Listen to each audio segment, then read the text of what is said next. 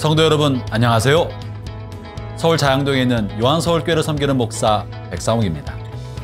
큐티를보다는 하나님의 말씀을 들려주는 좋은 친구입니다. 2월에도 큐티를보다를 통해 하나님의 말씀과 동행하시기를 바랍니다. 큐티하는 당신이 품격 있는 성도입니다.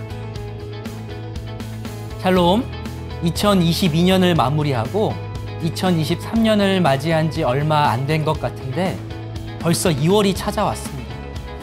우리가 아무리 발버둥 쳐도 시간이 흘러가는 것을 막을 수 없다는 생각을 하게 됩니다. 에베소서 5장 16절은 세월을 아끼라, 때가 악하니라 라고 말씀합니다. 세월을 아끼라는 말을 원어로 직역하면요, 시간을 구속하라는 뜻입니다. 보다 쉽게 말하면 하나님께서 우리에게 주신 시간을 허비하지 말고 가장 의미 있게 사용하라는 뜻입니다. 우리 모두 인생의 유한함을 기억하고 하나님께서 우리에게 주신 시간을 의미 있게 사용할 수 있기를 바랍니다. 이번 본문 세미나는 사사기 9장에서 16장까지의 내용을 다루는데요. 먼저 2월을 여는 글을 살펴보겠습니다. 청교도 설교자이자 저자인 토마스 왓슨의 글입니다. 성경을 단지 역사서가 아닌 하나님이 당신에게 보낸 연애 편지로 읽으라. 성경에는요, 역사가 담겨져 있습니다. 그러나 성경을 역사책으로만 볼 수는 없습니다. 왜냐하면 성경은 살아있는 하나님의 말씀이기 때문입니다. 우리는 성경을 통해 나를 향한 하나님의 뜻을 발견할 수 있어요. 특히 나를 향한 하나님의 그 사랑의 음성을 들을 수 있습니다. 우리 성도님들 성경을 읽으실 때 하나님이 나에게 쓰신 사랑의 편지로 한번 읽어보시기 바랍니다. 매일의 큐티를 통해서 나를 향한 그 하나님의 마음을 느끼실 수 있기를 바랍니다. 아가서는 솔로몬이 사랑하는 여인 술람미 여인에게 쓴 연애 편지인데요. 달달한 사랑 이야기가 담겨져 있습니다. 그런데 우리는 아가서에서 솔로몬의 감성만이 아니라 하나님의 감성을 발견할 수 있습니다. 특히 나를 향한 예수 그리스도의 사랑을 발견할 수 있어요. 아가서 2장 10절입니다. 나의 사랑하는 자가 내게 말하여 이르기를 나의 사랑, 내 어여쁜 자야, 일어나서 함께 가자. 아멘. 이 말씀은요, 솔로몬과 술람미 여인의 대화만이 아니라 예수님과 나의 대화가 될 수 있습니다. 그러니까 예수님께서 나를 향해서 지금 내 어여쁜 자야 일어나서 함께 가자고 말씀하시는 거예요. 이처럼 성경을요, 나를 향한 하나님의 연애 편지로 읽으실 수 있으셔서 실제로 삶 가운데 큰 힘을 얻으시기를 주님의 이름으로 축복합니다. 지난달에 사사기의 특징을 살펴보았는데요. 간단히 복습해 보겠습니다. 사사들의 이야기 전체에 반복되는 패턴이 있다고 말씀드렸어요. 먼저 이스라엘이 하나님 앞에서 악한 행동을 합니다. 그러자 하나님께서 그들을 이방 민족의 손에 넘기십니다. 이스라엘이 그 고통 가운데 하나님께 부르짖습니다. 그리고 살려달라고 도움을 청하죠. 그러자 하나님께서 그들의 간구를 들으시고 사사를 세우시죠. 그래서 이스라엘의 압제에서 해방되고 평화가 도래합니다. 이렇게 5가지의 패턴이 계속해서 반복되고 있어요. 신학자들은 이를 vicious cycle, 그러니까 악순환이라고 부릅니다. 죄를 지어서 고난을 받고 고난이 힘겨워서 하나님께 부르짖어 응답을 받았으면 이제는 하나님의 뜻을 지키며 살아야 하는데 그렇게 하지 못하고 또다시 죄를 짓는 이 악순환이 계속해서 반복되고 있는 것입니다. 사사기는요, 그 원인을 한 문장으로 요약합니다. 이것이 사사기 핵심 구절에 담겨져 있는데요. 핵심 구절이 뭐냐면 그때에 이스라엘에 왕이 없었으므로 사람마다 자기 소견에 옳은 대로 행하였더라입니다. 사사기 전체에는요, 이런 표현이 4번이나 반복해서 등장합니다. 그러니까 이스라엘 백성들이 왕이 없어서 자기 소견에 옳은 대로 행했다는 것을 강조하는 거예요. 사사시대의 이스라엘 백성들은 자기 마음대로 살아갔습니다. 그런데 그 이유가 뭐라고 말하고 있다고요? 왕이 없었기 때문이라는 겁니다. 다른 말로 하면 왕이 있었다면 마음대로 살지 않을 수 있었다는 뜻이기도 합니다. 우리 스스로의 힘으로는요, 잘못을 돌이킬 수 없기 때문에, 그리고 계속해서 악순환의 삶을 살아갈 수밖에 없기 때문에 결국에는 왕이 필요하다는 거죠. 우리가 왕의 통치를 받으면 우리의 삶이 질서 있게 정돈된다는 것입니다. 여기서 말하는 왕이 누굴까요? 궁극적으로는요, 하나님을 가리킵니다. 따라서 우리가 하나님의 통치를 사모하고 그분의 다스림 아래에 있게 되면은 복된 삶을 살 수 있다.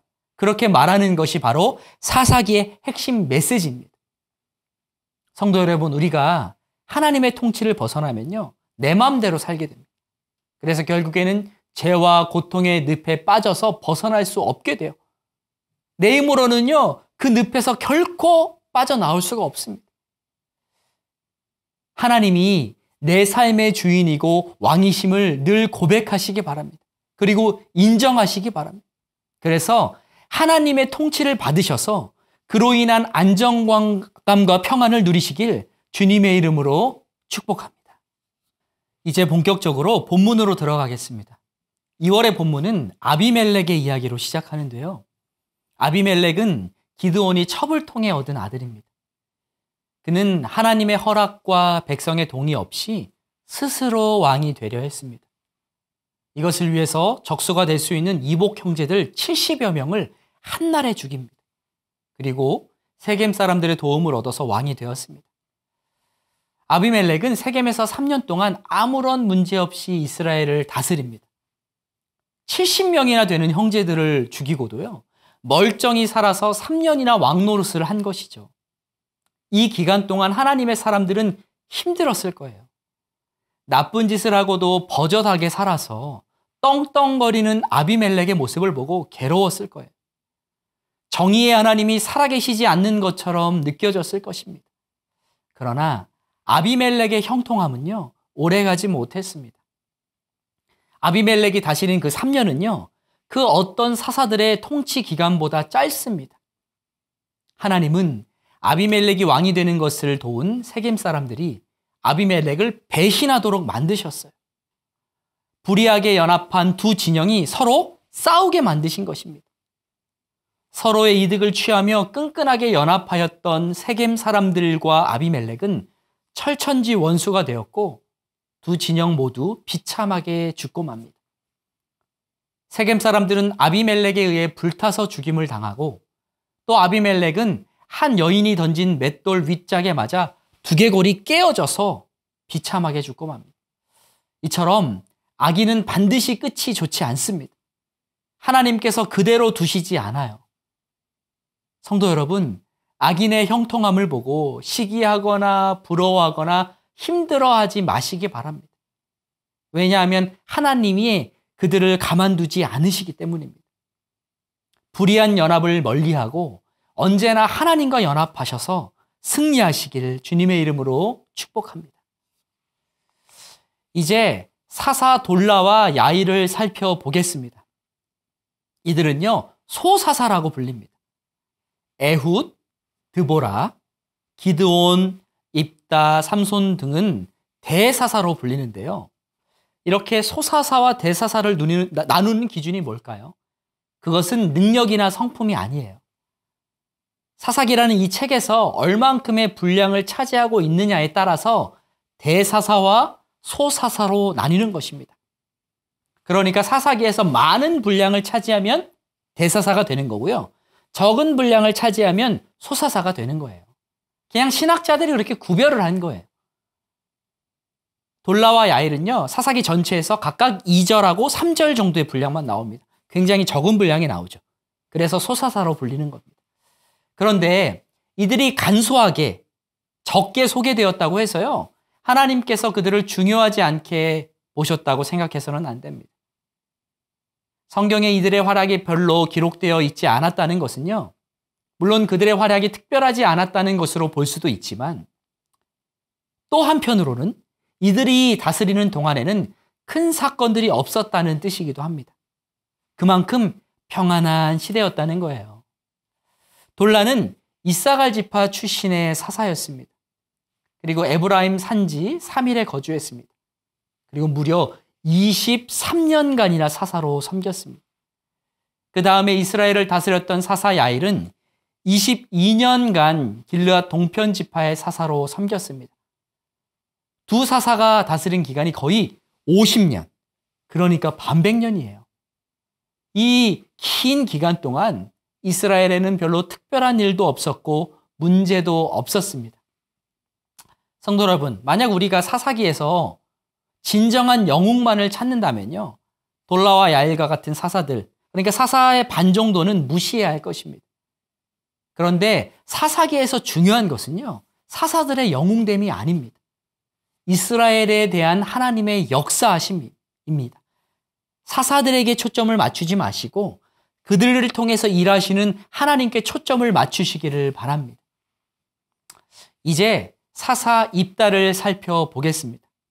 그는 사사기에서 많은 분량을 차지해요. 그래서 대사사로 불립니다.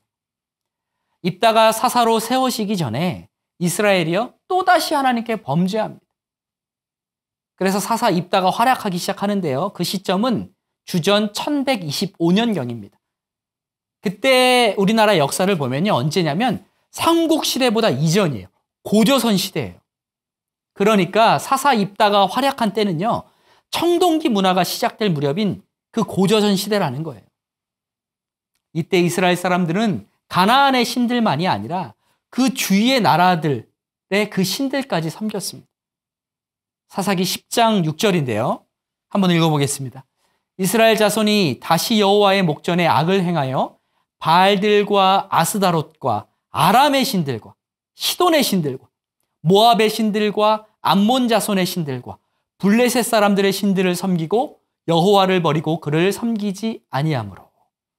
엄청나게 많은 신들을 섬겼죠. 가나안만이 아니라 주변에 있는 잡신들을 다 데리고 온 거예요. 삶이 이제 편안해지자 반백년 동안 편안해졌잖아요. 그러자 이제 하나님 없이 살 수 있겠다라고 생각한 거예요. 그래서 하나님을 떠나서 욕심대로 살기 시작한 것이고 또 그 욕심을 부추기는 다른 신들을 섬기기 시작한 것입니다. 하나님은 이스라엘의 타락을 보시고 그들을 블레셋 족속과 암몬 족속에게 넘기십니다. 블레셋은요, 서쪽에 있는 적이고 암몬은 동쪽에 있는 적이에요. 그러니까 한마디로 하나님은 이스라엘이 적들에 의해서 동서로 우겨쌈을 당하게 하신 것입니다. 특히 암몬 족속은요, 이스라엘을 무려 18년 동안 괴롭혔습니다. 너무 괴로웠겠죠. 이스라엘 백성들은 이제 하나님께 잘못했다고 부르짖으면서 살려달라고 애원합니다. 하나님은 또 자비하시잖아요. 그래서 그들의 간구를 들으시고 그들을 위해서 입다를 사사로 세우시는데요. 입다는요, 평범한 사람은 아니었어요. 상처가 많은 사람이었어요. 그는 기생의 아들이었습니다. 비천한 신분이었다는 거예요. 그리고 형제들에게 쫓겨나서요, 다른 지방에 가서 거주하는 등 가족으로부터 상처가 많습니다. 그럼에도 하나님은 그 입다를 사사로 불러주셔서 적군을 물리치게 하십니다. 역전의 은혜를 주신 것이죠. 우리 역시 우리의 신분에 또 우리의 능력에 우리의 배경에 상관없이 하나님께서 우리를 붙들어 주시면 놀랍도록 쓰임받을 수 있다는 사실을 기억하시기 바랍니다. 입다는요, 암몬 족속과요, 무작정 싸우지 않아요. 무조건 전쟁을 일으키지 않습니다. 먼저 그들과 대화를 시도합니다. 참 지혜로운 리더의 모습입니다. 입다는 먼저 암몬 족속에게 이렇게 말해요. 이스라엘이 300년 동안 평화롭게 살아왔는데 왜 그러냐. 하나님이 이 땅을 주셨다라는 것을 먼저 말하면서 그들을 설득시킵니다. 타협을 시도하는 거죠. 그런데 암몬이 입다의 말을 듣습니까? 듣지 않아요. 그제서야 입다는요, 명분을 가지고 거룩한 전쟁을 시작합니다. 그런데 입다가 전쟁에 나가기 전에 잘못된 서원을 합니다. 전쟁에서 승리하고 돌아올 때 가장 먼저 맞이하는 사람을 여호와께 번제로 드리겠다고 약속한 거예요. 인신 제사를 서원한 겁니다. 그런데 이것은요, 하나님이 결코 원하시는 것이 아니었습니다. 왜냐하면 그거는 가나안의 풍습이었거든요. 입다는 아마 자신의 가족이 그 대상이 될 것이라고 생각하지 못했을 것입니다. 그런데 어떤 일이 벌어집니까? 입다가 전쟁에서 승리하고 돌아왔을 때 누가 그를 맞이하죠? 그의 딸이 가장 먼저 그를 맞이합니다. 근데 그 딸이 어떤 딸이냐면요. 입다에게는 다른 자녀가 없었어요. 무남 동료였어요. 유일한 자녀인 딸이 그를 맞이한 거예요. 하나밖에 없는 딸을 하나님께 번제로 바치게 된 거죠. 이 사실을 입다는요, 딸에게 알리면서 옷을 찢습니다. 그러자 그 딸이 슬퍼하면서 어쩔 수 없다라고 말하며 2달 동안 애곡할 기한을 달라고 말해요. 그러자 입다는 알겠다고 허락해 줍니다. 그리고 2달 동안 애곡할 기한을 다 마친 다음에 결국 입다는 자신이 사랑하는 그 딸을 번제로 태워서 죽이고 맙니다. 그런데요, 하나님의 율법은 인신제사를 명확하게 금하고 있어요. 레위기와 신명기에 이것이 기록되어 있는데요. 그중 신명기 말씀을 읽어보겠습니다. 내 하나님 여호와께는 내가 그와 같이 행하지 못할 것이라. 그들은 여호와께서 꺼리시며 가증히 여기시는 일을 그들의 신들에게 행하여 심지어 자기들의 자녀를 불살라 그들의 신들에게 드렸느니라. 아멘. 인신제사 드리지 말라는 거잖아요. 명확하게 써 있잖아요. 만약에 있다가 이 말씀을 알았다면, 평소에 하나님의 말씀을 묵상하는 자였다면, 율법을 지키는 자였다면 그런 서원을 하지 않았을 것이고 또 했더라도요, 다시 회개하고 철회했을 것입니다. 그런데요, 입다는 그 말씀을 잘 몰랐어요. 그러니까 하나님의 뜻을 분별하지를 못했어요. 입다의 이 사례는 지도자가 지킬 수 없는 일을 하나님께 성급하게 서약해서는 안 된다는 것을 우리에게 교훈합니다. 또 하나님의 지도자는, 백성들을 이끌 영적인 지도자는 하나님의 뜻을 반드시 잘 알고 있어야 한다는 교훈을 줍니다. 그러니까요, 신앙의 지도자는요, 목소리가 큰 사람, 외모가 화려한 사람이 지도자가 되어서는 안 돼요. 그 누구보다 하나님의 뜻을 잘 알고 있고 그 뜻에 순종할 수 있는 사람이 영적인 지도자가 되어야 하는 것입니다. 그리고 우리는요, 입다의 이 잘못된 서원을 통해서 영적인 교훈을 또 알 수 있는데, 그게 뭐냐면 세상 문화에 빠지면 영적인 분별력이 사라진다는 거예요. 입다와 그의 딸, 그리고 주변 사람들 중 어느 한 사람도요, 입다의 서원이 잘못되었다고 말하지 않아요. 아무도 입다를 말리지 않았어요. 왜 그랬을까요? 그 이유는 그들 모두 자연스럽게 당시의 가나안 풍습에 빠졌어. 하나님의 뜻에 눈이 어두워져 있었기 때문입니다. 영적인 분별력이 없어서 입다의 서원이 하나님의 뜻에 반하고 있다는 것을 누구도 인식하지 못하고 있는 그런 안타까운 상황이었던 거예요. 성도 여러분, 이처럼 우리가요, 세상 풍조에 빠져 있으면요, 하나님의 뜻이 뭔지를 분별하기가 어려워요. 세상 풍조에 맞춰서 살아가다 보면 그냥 내 생각이 옳구나라고 생각하면서 하나님과 자연스럽게 멀어지게 되어 있다는 거예요. 그렇기 때문에 우리는 세상 풍조에 빠지지 않도록 늘 깨어 있어야 합니다. 입다의 서원을 통해 알 수 있는 또 한 가지는요, 우리가 실수의 자리에서 돌이킬 수 있어야 한다는 거예요. 입다는 딸에게 얼만큼의 애곡 기간을 주었죠? 2달입니다. 2달은요, 짧은 시간이 아니에요. 그 2달 동안 입다와 그리고 그의 딸, 주변 사람들은 큰 고통 가운데 있었을 것입니다. 왜냐하면 2달 이후에 그 딸이 죽으니까. 그런데요, 이 2달의 기간 동안 회개를 하지 않아요. 충분히 하나님께 잘못했다고 말하며 실수를 돌이킬 수 있는 시간이잖아요. 그런데 입다는 그렇게 하지 못합니다. 그냥 아파만 해요. 그는 하나님이 결코 서원을 돌이키도록 허락하시지 않을 거라고 잘못 생각했을 수도 있어요. 아니면 리더잖아요. 비천한 신분에서 리더가 됐잖아요. 근데 말을 번복하면 사람들의 신뢰를 잃을 수도 있다고 생각했을 수도 있습니다. 그래서 번복하지 않은 것일 수도 있습니다. 어쨌든 간에 어떤 이유에서든 그는 그 잘못된 서원을요, 돌이키지 않았어요. 하나님께 잘못했다고 말하며 회개하지 않았어요. 그러나 입다는요, 2달의 기간 동안 돌이켜야 했습니다. 리더로서의 체면과 자존심을 내려놓았어야 했습니다. 하나님의 뜻이 무엇일까 고민해보고 구하고 잘못했다고 이야기하면서 그 서원을 철회했어야 했습니다. 그러나 그는 그렇게 하지 않고 평생에 가슴 아파하며 살았습니다. 우리는 여기서 중요한 교훈을 얻는 거예요. 실수를 할 수는 있는데 반드시 실수를 하더라도 돌이키는 용기가 필요하다는 것입니다. 성도 여러분, 실수는 누구나 할 수 있어요. 그러나 그 실수의 자리에서 머물러 있지 않고 돌이키는 것은요, 누구나 하지 못합니다. 하나님께 잘못을 인정하고 언제든지 회개할 수 있는 용기 있고 또 복된 성도가 되시기를 주님의 이름으로 축복합니다. 그래서 부족하고 넘어지더라도 늘 용서해 주시는 그 하나님의 은혜와 회복을 경험하실 수 있기를 바랍니다. 입다의 승리 이후에 에브라임 사람들이 찾아와요. 그리고 불만을 표시합니다.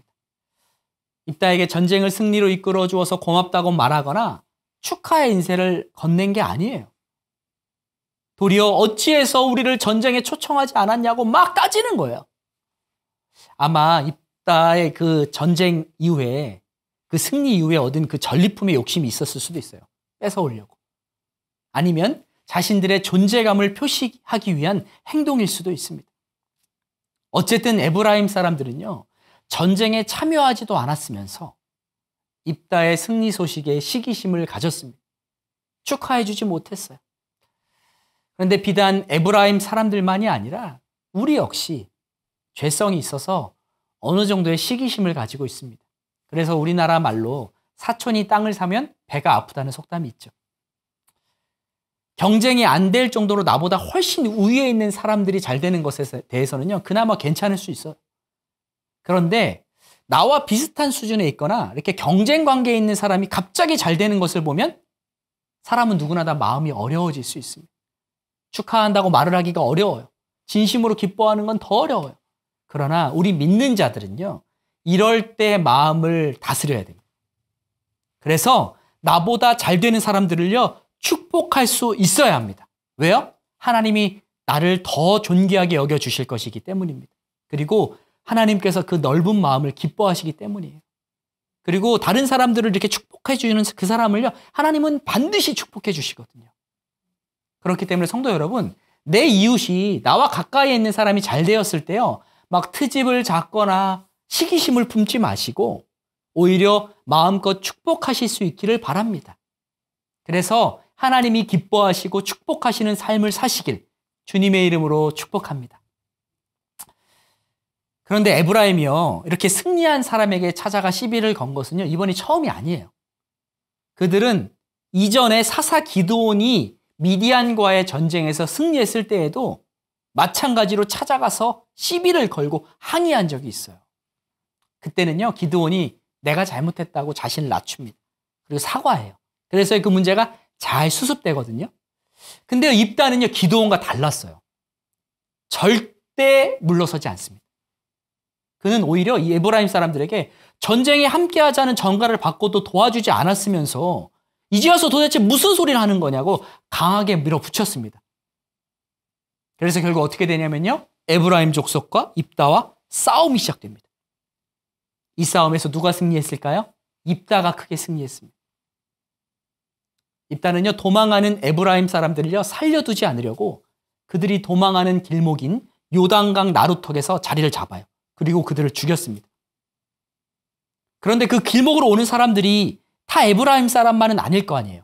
그래서 그 사람이 에브라임 사람인지 아닌지를 구별하기 위해서 그들의 발음을 이용합니다. 왜냐하면 당시에는요, 이스라엘 각 지역마다 사투리가 있었고 또 에브라임 사람들이 발음하지 못하는 특정한 단어들이 있었던 거예요. 예전에 경상도 분들을 보게 되면 쌀 발음을 못하고 살이라고 하거든요. 이런 거랑 같은 거예요. 입다는요, 길목에 오는 사람들마다 히브리어 단어인 쉿볼렛을 발음하게 했어요.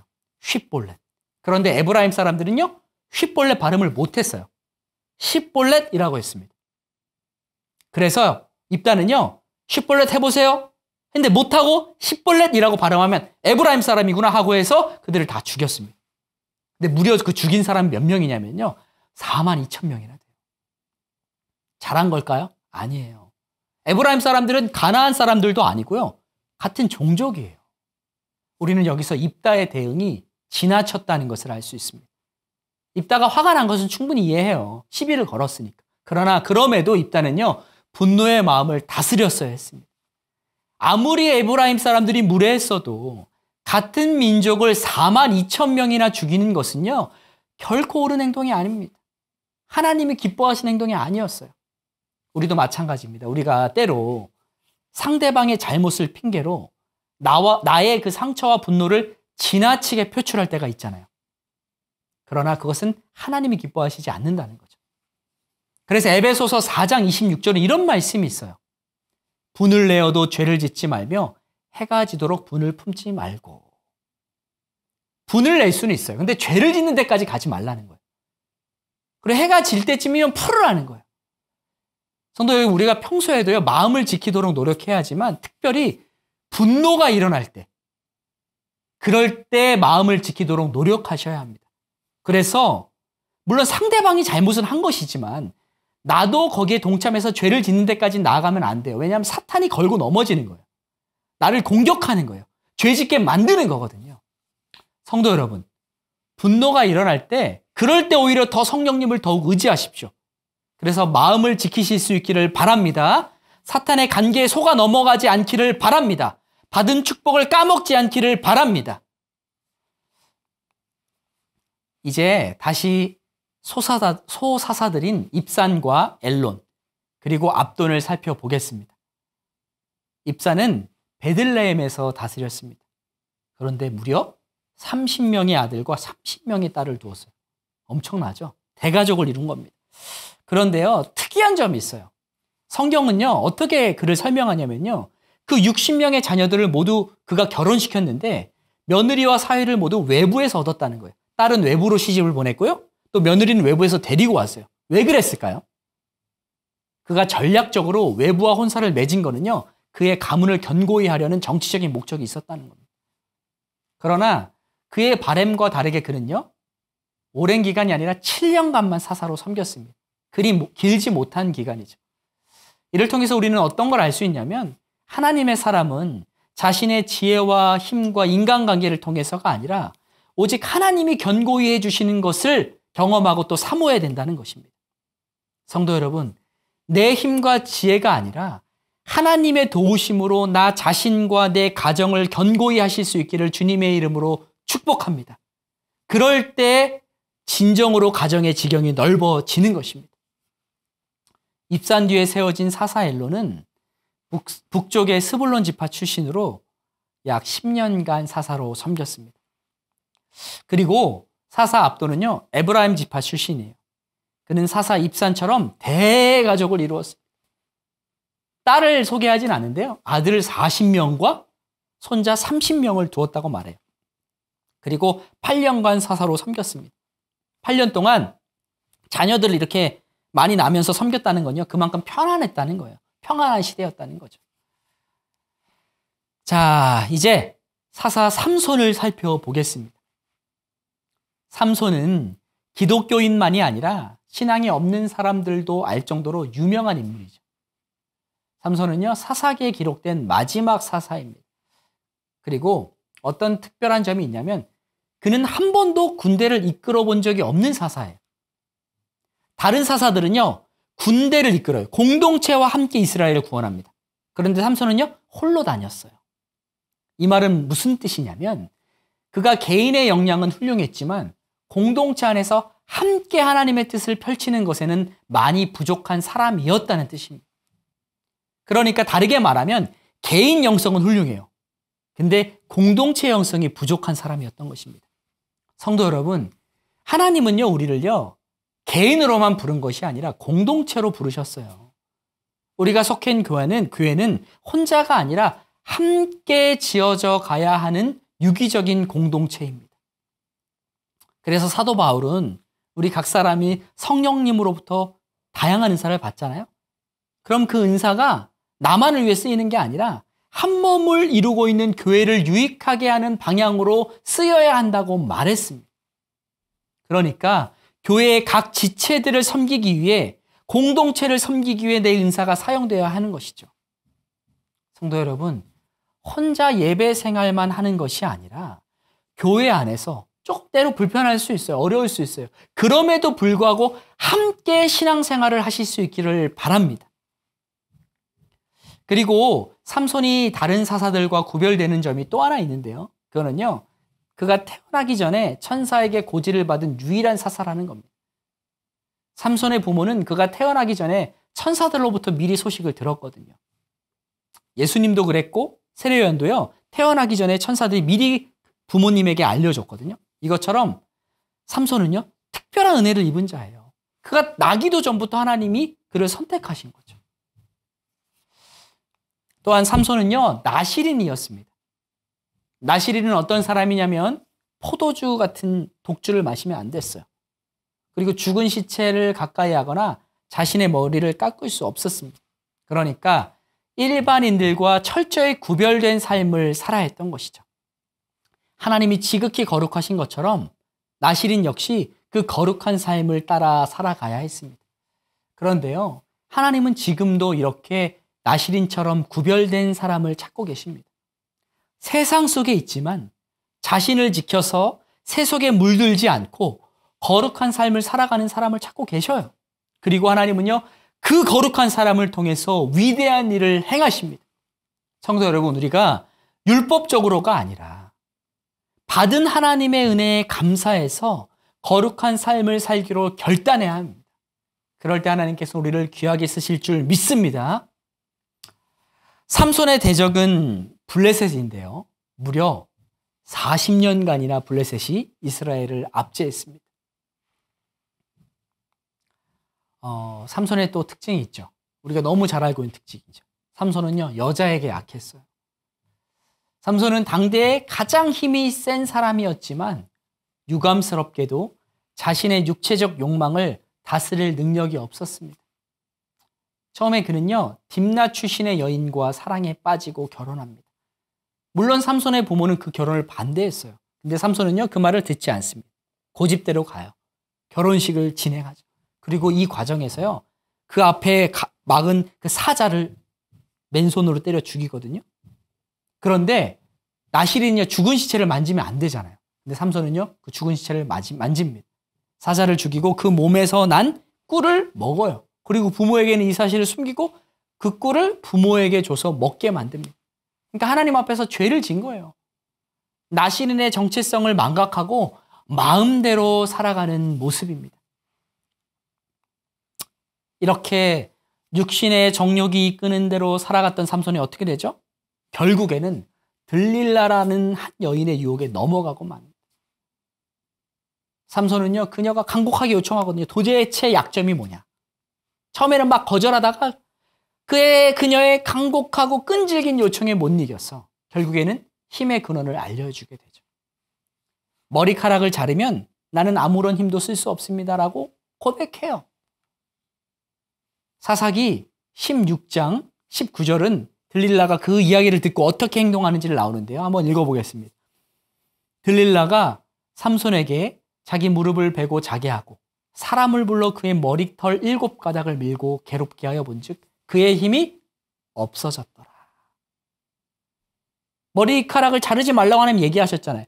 그런데 삼손은 그 명령을 가볍게 여기고 여인에게 털어놓죠. 그리고 머리카락이 잘리죠. 그래서 힘이 다 빠집니다.